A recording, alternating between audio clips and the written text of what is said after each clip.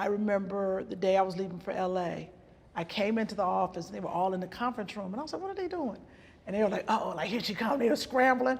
I was like, what are y'all doing? They're like, we all taking a dollar bet you ain't gonna make it. I was like, what? They were like, Kym, no one makes it. No one goes out there and just makes it. That's why they architects. They weren't brave enough. Yeah, and they shouldn't be because they were very funny. My brother should have been a director, my other brother a comic, but that became my motivation. Yeah. There's no way I could go back. How you gonna put $1 on my dreams? They put a dollar. Yeah, but my mom said, hey, if it don't work, you can always come home. So you moved to LA. What age was that?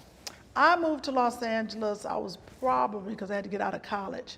So I think I moved there when I was 23 years old in LA. Oh, wait, I have a story where I moved to New York and I bought a hat specifically to throw in the air like Mary I'm so corny.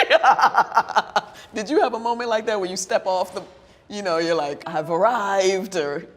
I did, the palm trees made you like, I'm yes, in I'm LA. A star.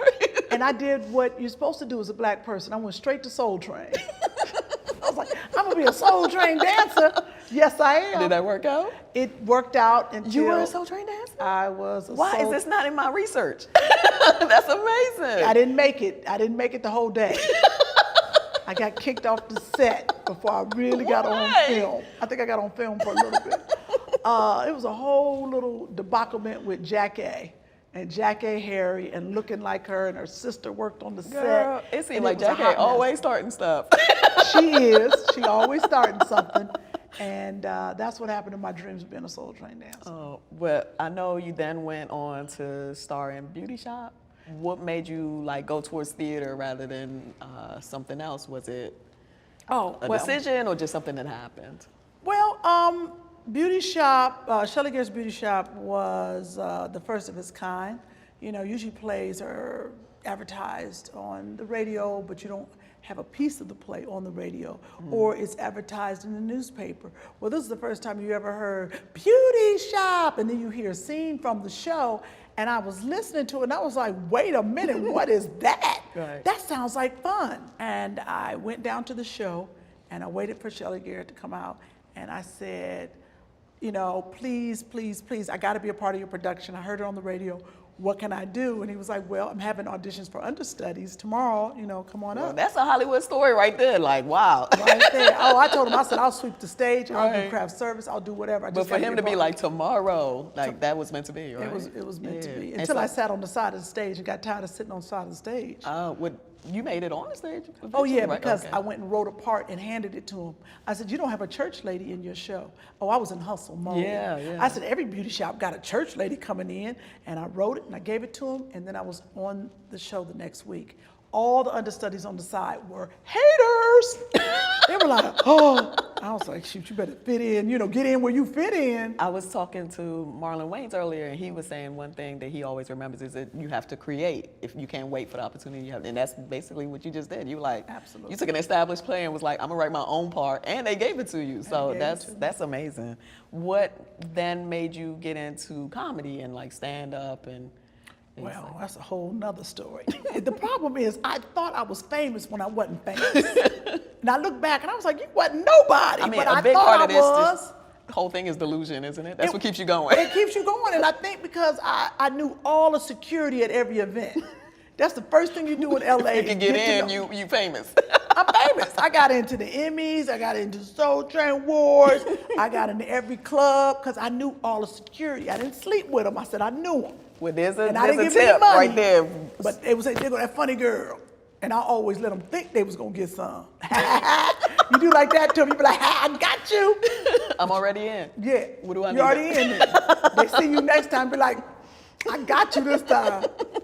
So when you were doing, when you first started stand-up, you talked about being around Red Fox and Eddie Murphy and all those. How would, you have any stories you want to share or any? What you trying to say? I mean, no.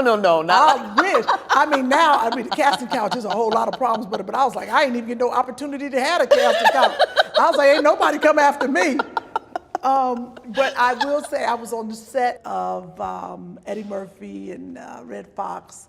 Was that Life? No. Wait. You got to go back. Oh, no. With Eddie Murphy, Red Fox. Eddie Murphy, Red Fox, Richard Pryor. Harlem Nights. Harlem Nights, you better say it. Harlem Nights, remember the little boy in the beginning Yes. that played Eddie Murphy? Yes. Well, Desi Arnaz Jr., but Desi Arnaz was in the acting class, his father, and he was like, Kym, I gotta work. He said, can you go to the set? He got a part. He said, can you go to the set and be his chaperone? I said, sure.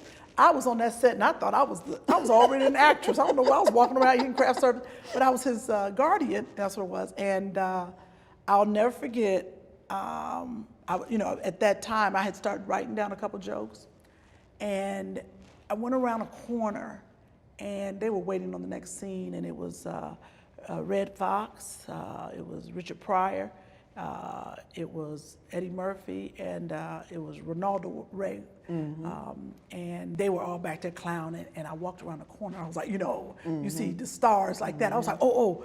And I'll never forget, Ronaldo Ray said, trying to be funny. All the comics trying to be funny.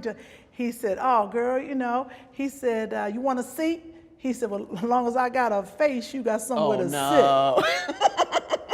And I looked at him, and I said, well, as long as you got a face like that, I guess I'll be standing. And Red Fox spit his coffee. Richard Pryor got up, they were slapping fire, and I was horrified. Right. You were like, well, I guess that's the end of this. Oh my God, I was like, oh my God, I just got here. Right, but I didn't understand that. Yeah. I was like, oh my God, why'd I do that? Yeah. When I tell you, Red Fox came up to me, he said, you're very funny. He said, do you have 10 minutes of comedy? First of all, 10 minutes, that's like an hour. Yes. I was like, what? No, he said, you should be a stand-up comic. He said, I'm tired of seeing these ugly bitches be funny. I never forget it. I was like, oh my God. And that's back in the day. Yes. And I said, okay, he said, get 10 minutes together and I'll help you. Well, then my mother in my ear, when you go to LA, there's gonna be sex, drugs, and rock and roll. So I was looking at Red Fox, I was like, he is sex, drugs, and rock and roll. And I never took the 10 minutes to him, never used that opportunity.